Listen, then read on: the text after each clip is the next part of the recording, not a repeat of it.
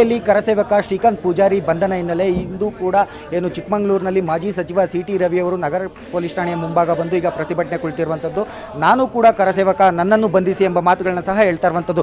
ಈಗ ನಗರ ಠಾಣೆಯ ಪೊಲೀಸ್ ಮುಂಭಾಗ ಬಂದು ಕುಳಿತಿರುವಂತಹ ಮಾಜಿ ಶಾಸಕ ಸಿ.ಟಿ. ರವಿ ಅವರು ಏನು ಭಿತ್ತಿಪತ್ರವನ್ನು ಹಿಡಿಯುವುದರ ಮೂಲಕ ನಾನು ಕೂಡ ಕರಸೇವಕ, ನಾನು ಕರಸೇವೆಯಲ್ಲಿ ಭಾಗವಹಿಸಿದ್ದೆ, ನನ್ನನ್ನು ಬಂಧಿಸಿ ಎಂದು ಶ್ರೀರಾಮ್ ಜಯರಾಮ್ ಎಂದು ಜಪ ಮಾಡುತ್ತಾ ಈಗ ಪ್ರತಿಭಟನೆ ಕುಳಿತಿರುವಂಥದ್ದು. ಈಗ ಈ ಪ್ರತಿಭಟನೆಗೆ ಕಾರಣ ಏನು, ಏನಕ್ಕೋಸ್ಕರ ಬಂದು ಕೂತಿದ್ದಾರೆ ಅಂತ ಹೇಳ್ಬಿಟ್ಟು ಅವ್ರ ಹತ್ರನೇ ಕೇಳೋಣ.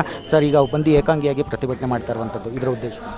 ಈಗ ಕರಸೇವಕನಾಗಿದ್ದಂಥ ಶ್ರೀಕಾಂತ್ ಪೂಜಾರಿಯವರನ್ನ ಹುಬ್ಬಳ್ಳಿಯ ಒಂದು ಹಳೆ ಪ್ರಕರಣದ ನೆಪ ಒಡ್ಡಿ ಬಂಧಿಸಿ ನ್ಯಾಯಾಂಗದ ಕಸ್ಟಡಿಗೆ ಕೊಟ್ಟಿದ್ದಾರೆ.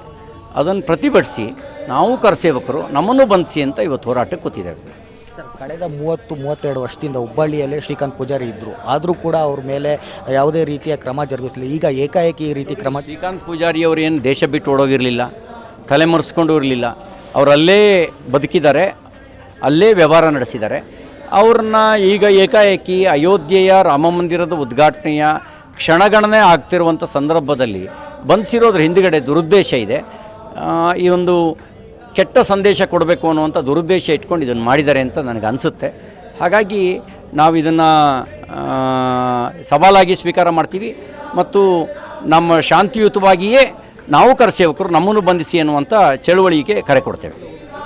ಒಟ್ಟಾರೆಯಾಗಿ ನಾವು ಕೂಡ ಕರಸೇವೆಯಲ್ಲಿ ಭಾಗವಹಿಸಿದ್ವಿ. ಏನು ಶ್ರೀಕಾಂತ್ ಪೂಜಾರಿ ಬಂಧನ ಹಿನ್ನೆಲೆ ಈಗ ನಮಗೂ ಕೂಡ ನೀವು ಬಂಧನ ಮಾಡಬೇಕು ಎಂದು ಮಾಜಿ ಸಚಿವ ಸಿ.ಟಿ. ರವಿ ಅವರು ಆಗ್ರಹಿಸ್ತಾ ಇರುವಂಥದ್ದು. ಈ ಬೆಳವಣಿಗೆ ಇನ್ನು ಮುಂದೆ ಯಾವ ರೀತಿ, ಯಾವ ಹಂತ ಪಡೆಯುತ್ತೆ ಎಂಬುದನ್ನು ಸಹ ಕಾದು ನೋಡಬೇಕಾಗುತ್ತೆ. ಕ್ಯಾಮ್ರಾ ಪರ್ಸನ್ ಚಂದ್ರು ಜೊತೆ ರಾಜ್ಕುಮಾರ್, TV5 ಚಿಕ್ಕಮಗಳೂರು.